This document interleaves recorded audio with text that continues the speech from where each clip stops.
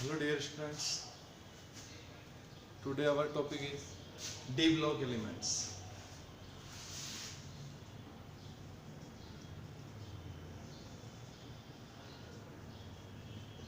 D block elements. According to modern periodic table, elements are divided in four blocks: S block element, D block element, P block element and A block elements. ठीक है, हम बात करें D block elements की. हमने बोला generally last electron किस सब सेल में एंटर कर रहा है उसके बेस पे हम एलिमेंट्स का क्लासिफिकेशन करते हैं. So we can say that when elements in which the last electron enter in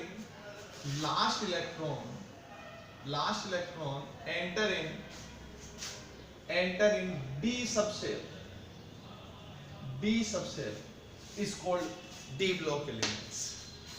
First, second point पे हम बात करें total number of D block elements.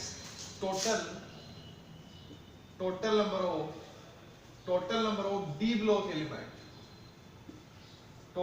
of D block elements is 40. Total number कितने हैं? 40. ये जो 40 एलिमेंट्स हैं D block के 40 टोटल एलिमेंट्स, इनको कहाँ रखा गया है? एस और पी ब्लॉक इन दोनों के मिडिल में, मिड पार्ट पे. हम ये बोल सकते हैं कि ये जो टोटल डी ब्लॉक के 40 एलिमेंट्स हैं, इन एलिमेंट्स को ये element present in four series. This called 3D, 4D, 5D and 6D series. In respect to periodic table, we can say that D block elements present in group number 3 to 12 and period number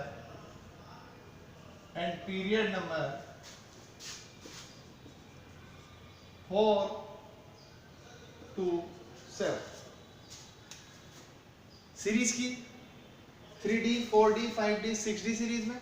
group की अगर बात करें तो 3 to 12 में, और अगर period की बात करें तो 4 to 7 पीरियड में ये एलिमेंट्स प्रेजेंट होते हैं. ठीक बात है. आगे हम बात करते हैं.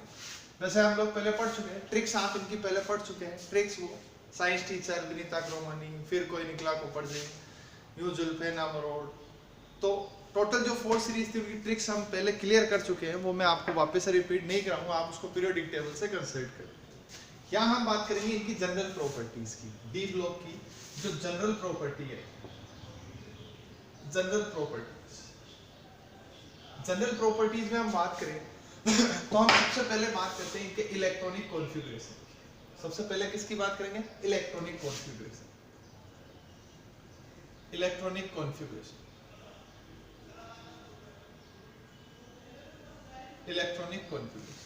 देखिए, इलेक्ट्रॉनिक कॉन्फ़िगरेशन की बात करें तो यहाँ मैं आपको जितने भी प्रॉपर्टीज एक्सप्लेन कर रहा हूँ वो सारी प्रॉपर्टीज हम 3D सीरीज के बेस पे एक्सप्लेन करेंगे.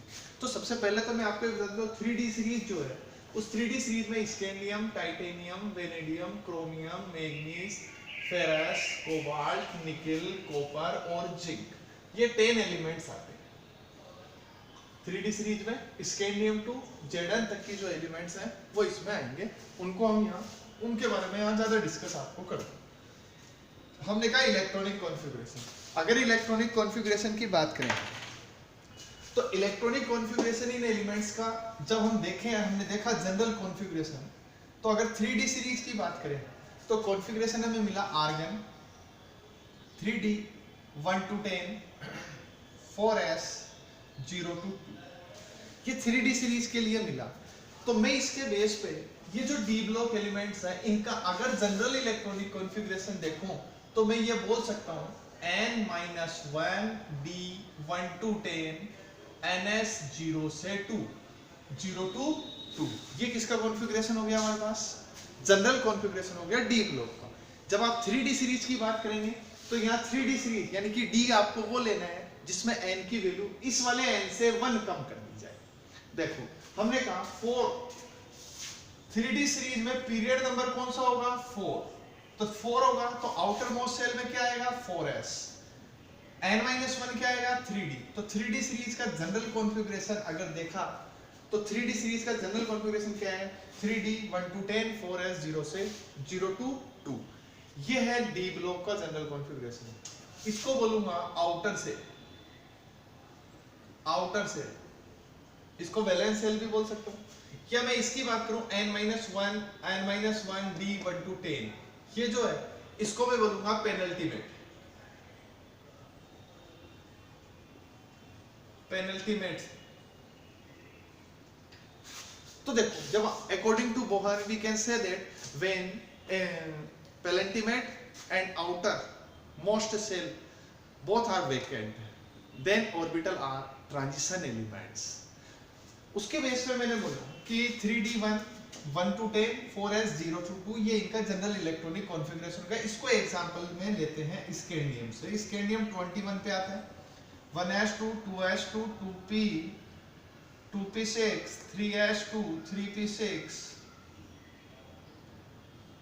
4s2 3d1। तो देखिए यहाँ मेरे का 3d 1 to 10, तो यहाँ 3d में 1 आ रहा है, 4s में ये आ रहा है, और ये जो टोटल था इस पूरे टोटल को मिला के मैंने क्या लिख दिया ऑर्गन। ऑर्गन का electronic configuration inert gas configuration है, एक स्टेबल कॉन्फ़िगरेशन है, और स्टेबल कॉन्फ़िगरेशन है इसलिए हमने इस कॉन्फ़िगरेशन को किससे रिप्लेस कर दिया ऑर्गन से। तो जनरल कॉन्फ़िगरेशन क्या हो गया 3d 1 to 10 4s 0 से 0 to 2। देखिए अब हम 3D की बात कर रहे थे, scandium titanium vanadium chromium manganese ferrous cobalt nickel copper और जिंक। देखिए आपने कॉन्फ़िगरेशन कई जगह पहले पढ़ चुके हो, बट हम यहाँ इसको वापस से इसलिए लिख रहे हैं क्योंकि कई सारी प्रॉपर्टीज हमें एक्सप्लेन करनी है, और प्रॉपर्टी एक्सप्लेन करने के लिए हमें इसका पता होना चाहिए, हमें ये पता होना चाहिए कि हम इसको कैसे एक्सप्लेन कर सकते हैं। देखिए स्कैंडियम कॉन्फ़िगरेशन क्या लिखोगे, तो सबके केस में inert gas configuration first of all inert gas configuration को रिप्रेजेंट करते हैं। तो हमने सारे केस में क्या लिखा ऑर्गन, सारे एलिमेंट्स का इलेक्ट्रॉनिक कॉन्फ़िगरेशन अगर देखेंगे तो जनरल कॉन्फ़िगरेशन में हम सबके लिए क्या लिख दिया हमने ऑर्गन लिख दिया। आगे की हम बात करें तो हमने कहा 3d सीरीज है, तो 3d में यहाँ 3d और 4s में इलेक्ट्रॉन फिल किया जाएगा, तो हमने कहा पहले 4s में इलेक्ट्रॉन जाता है, तो सारे 4s में कितने इलेक्ट्रॉन फिल करने हैं आपको 2। तो सबके लिए क्या कर दिया मैंने यहाँ सारे एटम्स के लिए 4s2 4s2 4s2 4s2 4s2 4s2।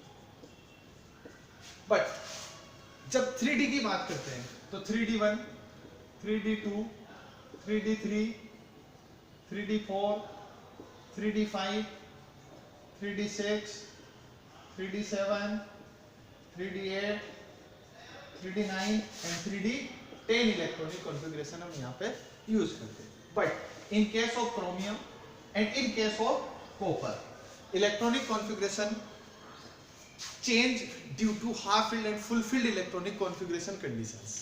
यहाँ हम बात करें हाफ फिल्ड इलेक्ट्रॉनिक कॉन्फ़िगरेशन की कंडीशन से, यहाँ क्या हो जाएगा 4s1 3d5, और इस केस में क्या लिखेंगे 4s1 3d10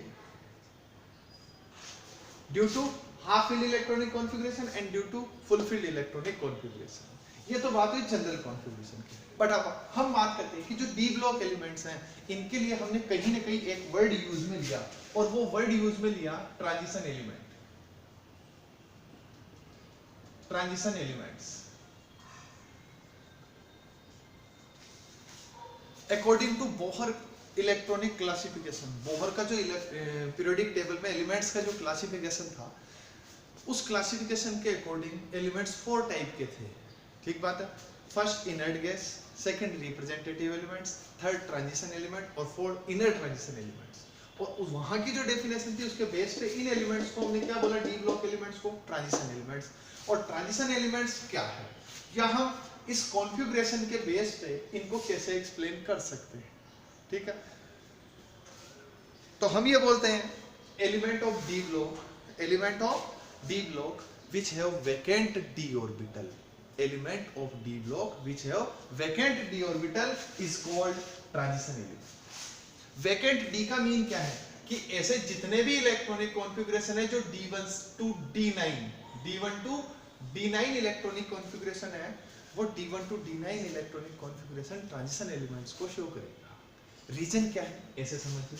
आप जब इलेक्ट्रॉन फिल करते हैं तो इलेक्ट्रॉन फिल करेंगे तो हमारे पास ये कंडीशन है, हमने कहा डी में 5 ऑर्बिटल है, 1 2 3 4 5 ऑर्बिटल में 1 इलेक्ट्रॉन 2 इलेक्ट्रॉन 3 4 5, तो अभी तक भी वैकेंट कंडीशन है। बट मैं जब आज फिलअप करता हूँ 6 तो भी वैकेंट कंडीशन है, 7 8 9 यहां तक एक इलेक्ट्रॉन की स्पेस वैकेंट है। और ये स्पेस वैकेंट है, इसका मतलब D1 टू D9 तक तो वैकेंट है, लेकिन D10 कॉन्फ़िगरेशन को हम वैकेंट नहीं बोलेंगे। तो ट्रांजिशन एलिमेंट को अगर आपको डिफाइन करना है तो हम ये बोलेंगे कि d block elements are transition element. Why? Total number of d block element is 40 but total number of transition elements is 36, तो रेशियो इनका ज्यादा है और रेशियो बढ़ रहा है, तो हम ये बोलेंगे डी ब्लॉक एलिमेंट्स क्या है, ट्रांजिशन एलिमेंट्स है। अब डेफिनेशन पे जा रहे हैं कि डी ब्लॉक एलिमेंट्स की डेफिनेशन की बात करें, वो सॉरी ट्रांजिशन एलिमेंट की डेफिनेशन के लिए हम बात करें तो हम ये बोलेंगे D block elements which have vacant d orbital is called transition elements. So we can say that four element Zn, Cd, Hg and nbm is not transition elements because they have d10 electronic configuration or fulfilled electronic configuration. देखिए तो हमने क्या बोला, Zn, Cd, Hg and nbm UUB is not transition elements. इनको मैं transition elements की category में नहीं रख सकता। क्यों? Because they have D10 electronic configuration. Because they have D10 electronic configuration, so Zn, Cd, Hg and nbm is not transition elements. But remaining 36 elements have vacant d orbital, so they are transition elements. Second हम बात करते हैं atomic radius की। ये तो हो गया configuration की। अब हम बात करें सेकंड केस में एटॉमिक रेडियस।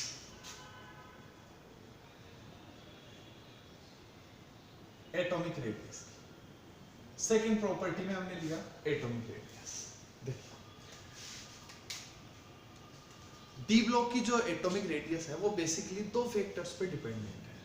बेसिकली दो फैक्टर पे डिपेंडेंट है। फर्स्ट जो फैक्टर है वो है Z effect, effective nuclear charge. First factor कौन सा है? Effective nuclear charge. और जो सेकंड फैक्टर है वो है shielding effect.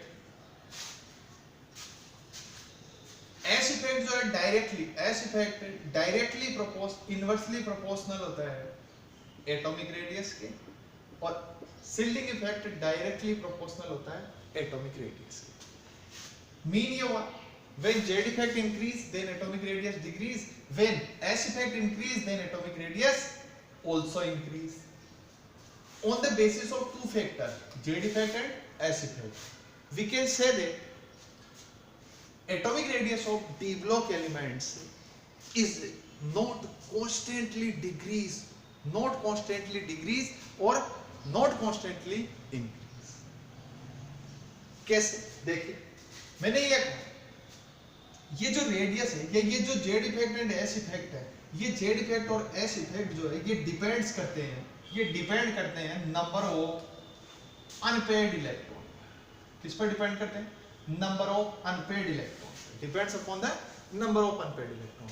And D elements के केस में ये देखा गया कि फर्स्ट हाफ जो पार्ट है किसी भी सीरीज में, डी ब्लॉक की किसी भी सीरीज का फर्स्ट हाफ पार्ट, उसमें total number of unpaired electron increase होते हैं, बट लास्ट हाफ पार्ट में इलेक्ट्रॉन डिक्रीज होते हैं। तो जब लास्ट हाफ पार्ट में डिक्रीज हो रहे हैं तो हमने कहा ये जो इफेक्ट है ये किससे कंसीडर हो रहे हैं? अनपेयर्ड इलेक्ट्रॉन से। On the basis of unpaired electron we can say that scandium, titanium, vanadium, chromium, manganese, ferrous, cobalt, nickel, copper और जिंक। देखिए ये फर्स्ट हाफ पार्ट में number of unpaired electron increase, number of unpaired electron increase. अब number of unpaired electron increase, so z effect increase, और z effect increase होगा तो atomic radius decrease होगी, तो मैं बोलूंगा atomic radius decrease। यहाँ चलिए, यहाँ से हमने कहा इलेक्ट्रॉन की पेयरिंग स्टार्ट होगी। यहाँ D1 कॉन्फ़िगरेशन था, यहाँ D2, D3, D4, इसमें D5 था, और D5 का मीन ये हुआ 1 2 3 4 5। अब 6 इलेक्ट्रॉन यहाँ जाएगा तो पेयरिंग स्टार्ट होगी, और जैसे ही इलेक्ट्रॉन्स की पेयरिंग स्टार्ट होगी हम क्या बोलेंगे, number of unpaired electron decrease. और जब डिक्रीजिंग पॉइंट यहां से स्टार्ट हो गया तो हम क्या बोलेंगे, जेड इफेक्ट को बैलेंस कौन करने लग गया, एस इफेक्ट, क्योंकि अब पेयरिंग आ गई, और जैसे ही पेयरिंग आती है एस इफेक्ट स्टार्ट हो गया, शिल्डिंग इफेक्ट लगना वहां पर स्टार्ट हो गया। तो हम यहाँ क्या बोले, Z effect equals to S. और जब ये इसको बैलेंस कर रहा है, एस इफेक्ट जेड इफेक्ट को बैलेंस कर रहा है, तो न तो साइज इंक्रीज होगी और न साइज डिक्रीज होगी। इसका मीन एटॉमिक रेडियस यहाँ क्या हो जाएगी, सेम। एटॉमिक रेडियस क्या हो जाएगी, सेम। तो FeCO_Ni के केस में एटॉमिक रेडियस क्या रहेगी, सेम। बट जैसे इससे आगे बढ़ते हैं हम बात करते हैं कॉपर और जिंक की, इनके केस में और ज्यादा पेयरिंग हो गई, क्योंकि यहाँ D9 कॉन्फ़िगरेशन आ गया और यहाँ D10 आ गया, और D10 आ गया तो number of paired electron increase, बहुत ज्यादा इंक्रीज हो गया। नंबर ऑफ इलेक्ट्रॉन इंक्रीज हो गए, कौन से वाले, पेयरिंग हो गई, ये पेयरिंग बहुत ज्यादा हो गई, और पेयरिंग हो गई तो कौन सा इफेक्ट हो गया, एस इफेक्ट इफेक्टिव हो गया। और जब एस इफेक्ट इफेक्टिव तो हमने कहा एटॉमिक रेडियस इंक्रीज, तो इस केस में एटॉमिक रेडियस क्या हो जाएगी, इंक्रीज। तो देखो यहां से यहां तक एटॉमिक रेडियस डिक्रीज हुई, फिर यहां से यहां तक कांस्टेंट रही, यहां से यहां जाने पर एटॉमिक रेडियस इंक्रीज हो गई। ठीक बात है, चलो इसको आप ऐसे एक्सप्लेन करें। हमने क्या बोला, यहां एटॉमिक रेडियस लेते हैं, यहां एटॉमिक नंबर लेते हैं। हमने कहा फर्स्ट हाफ पार्ट यहां से यहां तक डिक्रीज, फिर यहां से यहां तक कांस्टेंट और इंक्रीज। तो ये ग्राफ आपको इजीली एक्सप्लेन कर सकता है। वी कैन से दैट ये यहां पर हम बोल सकते हैं scandium, titanium, vanadium, chromium, manganese, यहाँ क्या क्या, FeCO_Ni, कॉपर एंड जिंक। ठीक है, अब क्वेश्चन जो है ऑर्डर की बात करें तो देखिए स्कैंडियम टाइटेनियम यहाँ तक डिक्रीज हो रही है, तो ऑर्डर क्या हो जाएगा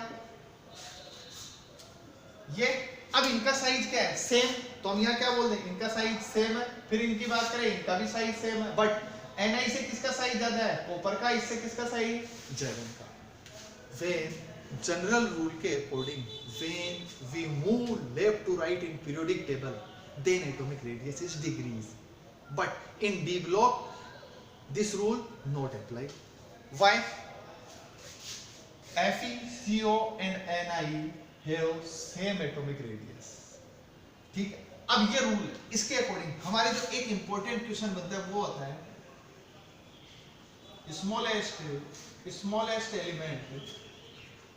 smallest element of 3D series, और इसका जो आंसर होगा वो आंसर आएगा Na। Smallest element of 3D series वो कौन सा होगा, Na। ये तो बात हुई पर्टिकुलर 3D सीरीज की। बट अगर हम बात करते हैं जब आप अप टू डाउन जाते हैं, अब आपको कहां से जाना है, अप टू डाउन चलना है, या मैं बोल सकता हूं जब टॉप टू बॉटम की बात करें, टॉप टू बॉटम की बात करें तो 3D, फिर 4D और फिर 5D सीरीज होगी। 3D 4D 5D सीरीज की अगर रेडियस को कंपेयर करें तो हम ये कहें 3D to 4D, जैसे यहां जाएंगे साइज इंक्रीज होगा, बट 4D to 5D जब यहां जाएंगे तो साइज और ज्यादा इंक्रीज होना चाहिए। लेकिन हमने ये देखा यहाँ लेंथेनॉइड कॉन्ट्रैक्शन इफेक्ट, कौन सा इफेक्ट लग रहा है, लेंथेनॉइड कॉन्ट्रैक्शन इफेक्ट। यहां बोला मैंने due to lanthanoid contraction effect size of 5D series elements is decreased than to 4D series elements। तो ऑर्डर क्या हो गया हमारे पास, तो जब 3D 4D 5D को कंपेयर करोगे तो ऑर्डर क्या रहेगा, 3D से किसका साइज 4D का ज्यादा है, 4D से किसका साइज ज्यादा होना चाहिए था 5D का, बट किसकी वजह से लेंथेनॉइड कॉन्ट्रैक्शन इफेक्ट की वजह से किसका साइज ज्यादा हो गया, 4D का साइज इंक्रीज हो जाता है।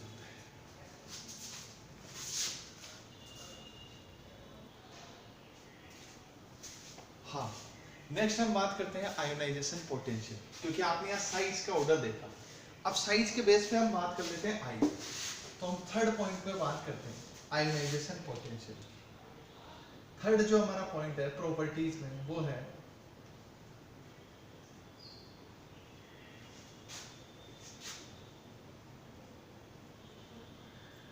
आयोनाइजेशन एंथैल्पी, या मैं बोल सकता हूँ आयोनाइजेशन पोटेंशियल। जनरल केस में हम बात करते हैं ionization potential directly ionization potential जो है वो इनवर्सली प्रोपोर्शनल होता है किसके, size. Ionization potential inversely proportional है साइज के, और साइज का ऑर्डर आपके पास है ये। हमने कहा फर्स्ट हाफ पार्ट में साइज डिक्रीज होगा, उसके बाद कांस्टेंट रहेगा या सेम रहेगा, और उसके बाद इंक्रीज होगा। तो जब हमने कहा 3D सीरीज में साइज का ऑर्डर ये है, तो उसके बेस पर हम बोल सकते हैं कि आयोनाइजेशन पोटेंशियल किसके इनवर्सली प्रोपोर्शनल है, साइज के या एटॉमिक रेडियस के। तो एटॉमिक रेडियस के या साइज के इनवर्सली प्रोपोर्शनल है, तो इसके बेस पे तो हमें क्या बोल सकते, on the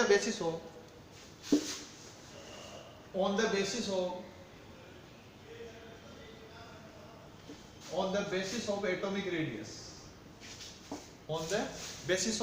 radius, we can say that size of 3D series scandium 2Mn, फिर Ni and last then copper. So IP of on the basis of atomic radius, IP of 3D series क्या हो जाएगा order, देखिए graph में float करते हैं। यहाँ ionization potential लो, यहाँ आयोनाइजेशन पोटेंशियल लिया, और यहाँ atomic number.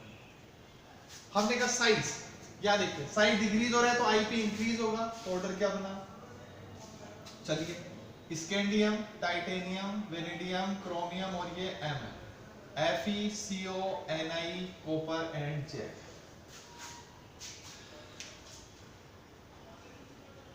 In first half part, number of unpaired electron increase, so size is decrease, so ionization potential increase. And in FeCO, Ni, ionization potential is same, and Cu and Zn ionization potential decrease. So, according to this question, similarly, smallest element of 3D series, अब मैं क्या बोल सकता हूँ, highest ionization potential of 3D series, highest ionization potential in 3D series elements. तो answer क्या हो जाएगा, Ni, because Ni smallest size का एलिमेंट। अब इसी चीज को हम कहाँ अप्लाई करते हैं, 3D 4D and 5D series पर अप्लाई करें। 3D 4D and 5D series, इसमें आपको क्या देखना है, आईपी का ऑर्डर। हमने कहा 3D से 4D का साइज लार्ज था, तो 3D से 4D का साइज लार्ज था, इसका मतलब आईपी किसका ज्यादा, स्मॉल साइज किसका है, 3D का, तो आईपी किसका ज्यादा हो गया, 3D का। 4D और 5D का साइज सिमिलर था, और जब साइज सिमिलर हो और आपको आईपी का केस फाइंड आउट करना हो, तो हम ये कहेंगे जो लास्ट वाला एलिमेंट है सिमिलर में, जो लास्ट है उसका आईपी हमेशा इसके आईपी से ज्यादा होगा। तो देखो 4D से 5D आईपी किसका ज्यादा हो गया, 5D का। तो ऑर्डर क्या बन गया, 3D 4D 5D। तो हाईएस्ट आईपी किसका हुआ, 3D से किसका ज्यादा है, 4D का, 4D से किसके ज्यादा है, 5D का। अब जब हम बेसिक ऑर्डर देखते हैं तो हम ये बोलेंगे 3D से ज्यादा आईपी 4D का, और 5D due to lanthanoid contraction effect 5D का जो आईपी है वो 4D के आईपी से बहुत ज्यादा हो गया। तो ऑर्डर क्या बन गया आपको ये भी क्वेश्चन में मिल सकता है, ये भी क्वेश्चन में मिल सकता है, या इसकी जगह आपको 5D 3D 4D ये ऑर्डर मिल सकता है। ये तीनों बेसिक ऑर्डर्स हैं, सेम चीज है। हाईएस्ट आईपी किसका है, 5D सीरीज का, उससे कम 3D सीरीज का, उससे कम 4D सीरीज का। मैंने एक एग्जांपल है, हमने कहा group number 12 element of 12 group, इनके लिए आपको आईपी का ऑर्डर देखना है। 12 जो ग्रुप है उसके लिए आपको आईपी का ऑर्डर देखना है। तो 12 ग्रुप के लिए आईपी का जब आप ऑर्डर देखेंगे तो आपको आईपी का ऑर्डर क्या मिलेगा, ये आपको उसमें फाइंड आउट करना है कि इसके लिए हमारे पास आईपी का ऑर्डर क्या है। तो ग्रुप नंबर 12 में ZnCDHG, क्या ये एलिमेंट्स आपको मिलेंगे? और जब आपको ZnCDHG ये एलिमेंट मिलेंगे तो Zn और CD में से किसका आईपी? Zn का। CD और HG में से किसका आईपी? HG का। तो ऑर्डर क्या हो गया आपके पास? हाईएस्ट आईपी HG का होगा, उससे कम Zn का होगा, उससे कम CD का।